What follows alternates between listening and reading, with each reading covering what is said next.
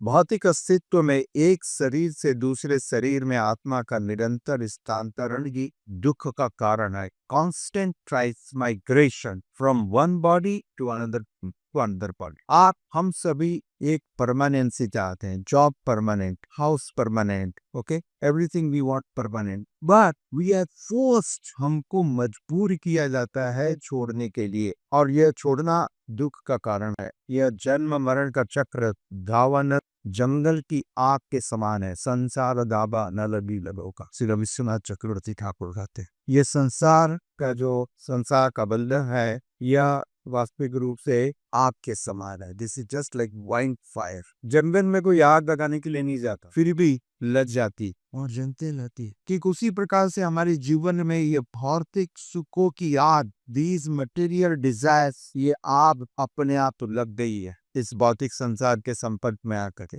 और हर दिन यह आग बढ़ते जा रही है। More and more and more and more material desires are awakening. नई नई जो हमने पहले सोचा भी नहीं था, राइट, सबको इस बात का एक्सपीरियंस होगा। और ये इच्छाएं हमको भक्ति करने नहीं देती। भक्ति करने की इच्छा है, but because of these other desires, इसमें इसको कहते हैं अनर्थ, जिसका कोई अर्थ नहीं है, होने वाला कुछ नहीं है। एक बात को समझिए तो समझ में आएगा, होने वाला कुछ नहीं। एक गधा बहुत मोटा हत्ता कटा हुआ था, तो दूसरे गधे ने उसको पूछा, अरे बताओ तुम्हारी सेहत का राज क्या है? तुम दिन पर दिन इतना हेल्थी होते जा रहे हो, खाना तो तुमको भी उतना ही मिल रहा है जितना मेरे को मिल रहा है, मैं तो दुबला होता जा रहा हूँ, तू मोटा होते जा रहे हो, सीक्रेट क्या है? कुछ टॉनिक लेते हो? तो पहले गधे ने बताया, तुमको समझ में नहीं आएगा, मेरा फ्यूचर बड़ा ब्राइट है। उसने कहा मेरा फ्यूचर बड़ा ब्राइट है। पहले गधे ने पूछा कैसे? तो मैंने अपने मालिक को, अपनी बेटी को पिटाई करते हुए सुना कि तू सुधर जा, पढ़ाई करना शुरू कर, नहीं तो तेरी शादी इस गधे से करा दूंगा। और वो लड़की तो सुधर नहीं रही है, इसलिए आज नहीं तो कल मेरा विवाह उसकी पुत्री के साथ होने वाला है, मैं दामाद बनूंगा और मेरा भविष्य कितना उज्जवल होगा। यही स्टोरी है सबकी, और बड़ा हेल्दी हो रहा है, खुश हो रहा है, ठीक है। तो सारे लोग इस प्रकार से नया नया पंचवर्षीय योजना बनाते हैं। श्रील प्रभुपाद जी कहते हैं, they make newer and newer plans, और सोचते हैं अब तो सारा संसार की संपदा है हमारे पास आने वाली है, हम सबसे सुखी होंगे, वी विल बी द। और इस कारण से भगवान की भक्ति और भगवान की सेवाओं को पोस्टपोन करते रहते, राइट। और कोई दूसरा कारण नहीं है। प्रभु ये अर्जेंट है, ठीक है ना, समय सभी के पास है, 24 घंटे सबको मिले। तो इसलिए ये जो आग है भौतिक संसार को भोग करने की आगे जो इच्छा ये लग जाती है,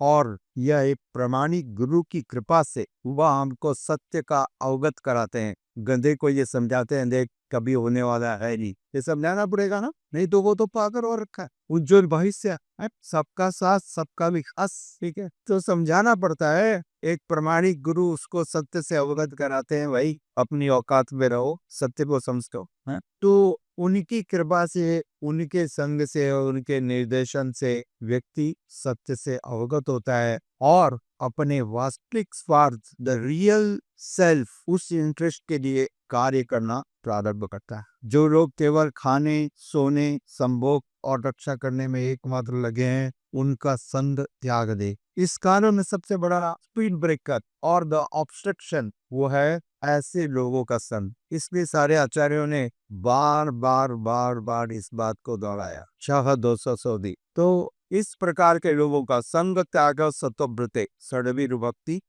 ऐसे लोग, क्योंकि ये लोगों की भक्ति में रुचि नहीं है, और उनके संग करने के कारण आपकी भी जो थोड़ी बहुत रुचि है वो तुरंत समाप्त हो जाएगी, कपूर के समान उड़ जाएगी, उसको मौका मिला। भगवान आप अकेले हैं, किंतु मैं आपकी शक्तियां अनंत है। एक भगवान है, परंतु उनके अनेक अनेक अनगिनत क्रिया, इनन्यूमरेबल पोटेंसीज। जिस प्रकार से मकड़ी अपनी शक्ति से जाल बुनती है और उसमें खेलती है, और फिर उसी जाल को वो स्वयं निकल लेती है। कृष्ण कृपामूर्ति श्री इसी भक्ति वेदांत स्वामी प्रभुपाद जी ने कहा, जब इतनी छोटी सी एक मकड़ी एक कार्य कर सकती है, तो क्या आपको समझ में नहीं आ रहा भगवान कैसे कर सकते? किस प्रकार से भगवान इस भौतिक सृष्टि का सृजन का कारण है, और फिर उसके मेंटेनेंस का कारण है, और फिर उसके विनाश का भी कारण वे ही है। सृष्टि, स्थिति, प्रलय, साधन, शक्ति रेखा। परंतु ये सारे कार्य उनकी विभिन्न शक्तियां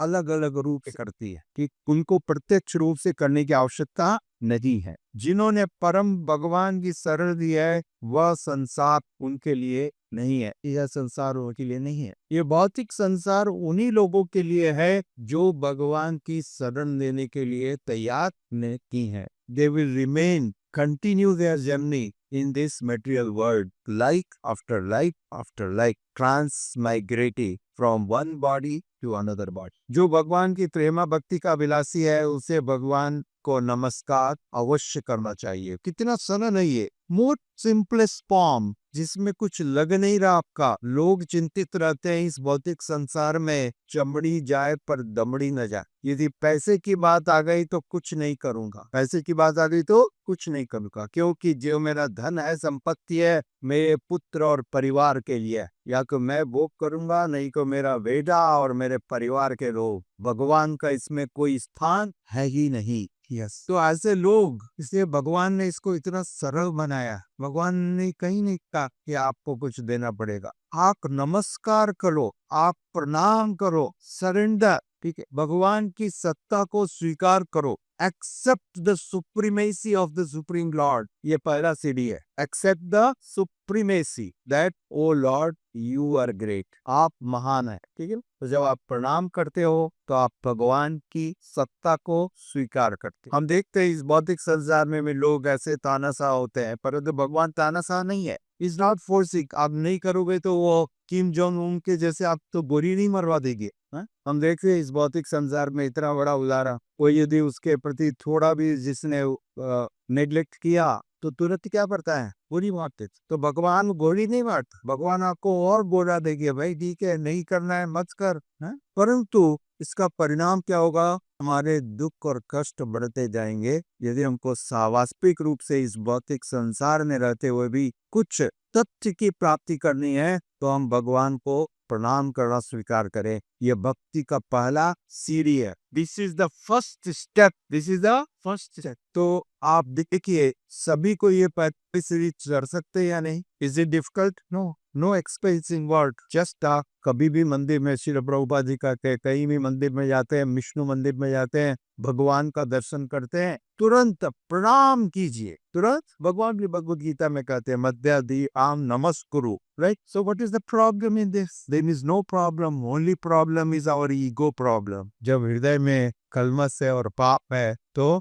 हम ऐसे तन के खड़े नहीं, प्रणाम करने की क्या जरूरत है? जो इस संसार में भोग करना चाहते हैं, भगवान उसे भोग का अवसर देते। Those who want to enjoy this material world, Krishna to give यो यो यम यम तनु भक्ता, भगवद गीता में भगवान कहते हैं, जो जिस प्रकार की कामना करता है, इच्छा करता है, ये कामा प्रपद्यते। तो यदि भौतिक कामनाएं हैं, ठीक है, परंतु भगवान उन इच्छाओं को पूरा करने के साथ साथ उन इच्छाओं को हमारे हृदय से शुद्ध भी कर देंगे। प्यूरिफिकेशन, ठीक है, प्यूरिफिकेशन। इसलिए हम देखते हैं ध्रुव महाराज ने जब भगवान की भक्ति प्रारंभ की तो ध्रुव महाराज की इच्छा थी, मेरे पिता के राज्य से बड़ा एक राज्य मेरा होना चाहिए। I should have a very big kingdom and I should be a great king। तो मेरे को ऐसा लज्जित नहीं होना पड़ा जैसे आज मेरे को लज्जित होना पड़ा। मेरी सौतेली माँ ने मेरे पिता के बोध से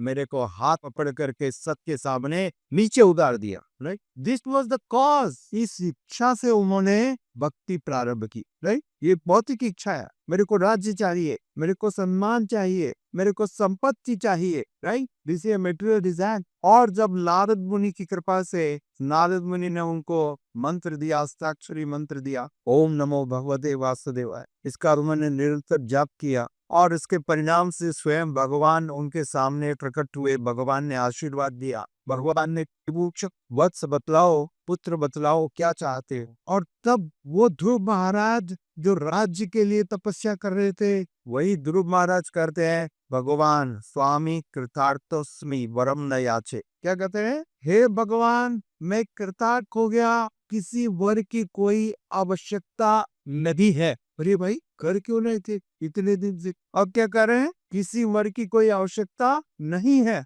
भगवान ने वापस पूछा, अरे भूल गए क्या? नहीं नहीं नहीं नहीं नहीं, कोई जरूरत नहीं है, मैं पूर्ण संतुष्ट हूँ। I am fully satisfied, I don't require anything. आपके दर्शन मात्र से मेरा हृदय पूर्ण संतुष्ट हो गया है। अब तक जो इच्छाएं थी वो तो एक कांच के टुकड़े की जैसी थी। मैं तो कांच के टुकड़ों को खोजने के लिए निकला था। इस संसार का राज्य एक कांच के टुकड़े के जैसा है। कांचन विचन अपनी दिव्य रस, कांच के टुकड़ों को जमा करने निकला था। छोटे बच्चे अट्रैक्ट हो जाते हैं, टेलीस्कोप में घुमा करके देखते हैं, कांच के टुकड़ों से अलग अलग डिजाइन बनती है। आह कितना अच्छा है, मैं भी कितनी बड़ी संपत्ति का स्वामी हूँ। और दो टुकड़े डाल और नई डिजाइन देखूंगा, पसंद होऊंगा। ध्रुव महाराज कहते हैं, मैं तो इस प्रकार से एक नादान बाल जमा कर रहा था कांच के टुकड़े, और आप इतने बहुमूल्य हीरा मेरे को मिल गए। तो अब हीरा मिलने के बाद टुकड़ों को कौन देखेगा, किसका आकर्षण रहेगा? है?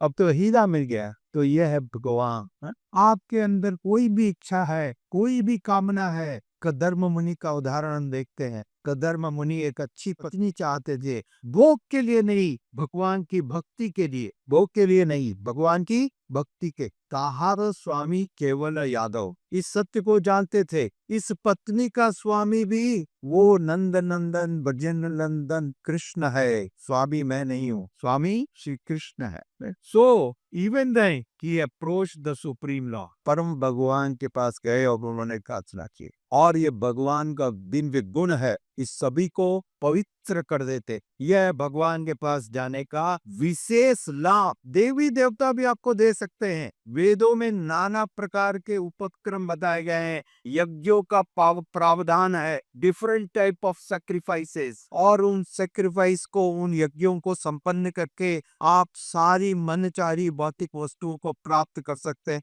यौवन प्राप्त कर सकते हैं, स्त्री सुख प्राप्त कर सकते हैं, संपत्ति प्राप्त कर सकते हैं। Everything you can accumulate and get। परंतु उस स्थिति में वो देवता आपके हृदय को, मन को पवित्र नहीं करेंगे, परंतु भगवान मन को, हृदय को पवित्र कर देंगे, शुद्ध कर देंगे, भौतिक इच्छाओं को हृदय से समाप्त कर देंगे। और फिर ध्रुव महाराज ने मना किया उनको, फिर भी भगवान ने उनको ध्रुव लोक प्रदान किया, जो इंद्र के राज्य से कई गुना ज्यादा वैभवशाली है। इंद्र का राज्य उसके सामने बड़ा फीका है, इनसिग्निफिकेंट। तो भगवान सारी इच्छा पूरी करेंगे, सब कुछ प्रदान करेंगे, और साथ ही साथ हृदय को पवित्र भी कर देंगे, जिससे कोई भय की बात नहीं रहेगी। जो कृष्ण भावनामृत चाहते हैं, उन्हें भगवान की भक्ति का भगवान वरदान देते हैं। जो जिस प्रकार की भावना से आता है उसको वो मिलता है। परंतु यदि आपके हृदय में कृष्ण भावनामृत प्राप्त करने की थोड़ी भी लेस मात्र इच्छा है, तो भगवान उसे भी अवश्य पूरा करेंगे। भौतिक सुखों की इच्छा रखने वालों के लिए अनेक यज्ञों की संस्तुति की गई है। इससे उच्च लोकों में या इसी लोक में भी संपन्न घराने में रह करके भौतिक लाभ उठा सकते हैं, जैसा भगवान ने भगवत गीता में बताया। सुचिनाप श्रीमदाहं गेरे योग भ्रष्ट भिजायते। ऐसे व्यक्तियों को, ऐसी आत्माओं को मैं एक धनवान और एक विद्वान के घर में जन्म देता हूँ। तो ये इसलिए मिला है, हमको हमेशा मेरा कॉन्शियसनेस को सही रखना चाहिए। जब तक कोई इस संसार से ऊब नहीं जाता, वह मुक्ति की कामना नहीं करता इस संसार से। इसलिए इस डिवाइन ग्रेस श्रील भक्ति सिद्धार्थ सरस्वती गोस्वामी प्रभुपाद जी कहते थे, जब तक आपके हृदय में इस भौतिक संसार के प्रति कोई भी एक छोटा भी आकर्षण है, तो इस संसार में बने रहना पड़ेगा। ठीक है, तो आकर्षण है, मैं तो पोते पोतियों का चारा तो देख लूं, तो अब देखते रहो, छिपकली बन करके ऊपर से देखते रहना, पोता ये पोती।